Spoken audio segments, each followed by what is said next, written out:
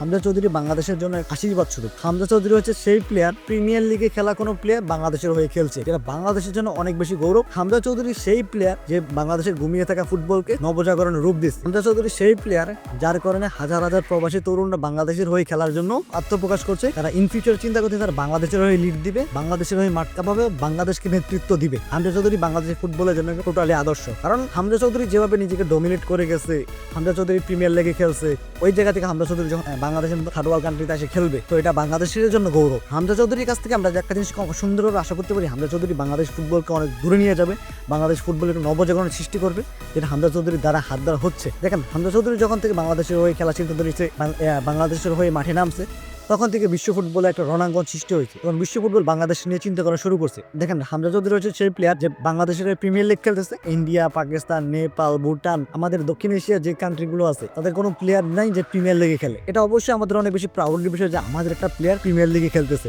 যেটা আমাদের জন্য ড্রিম প্রজেক্ট।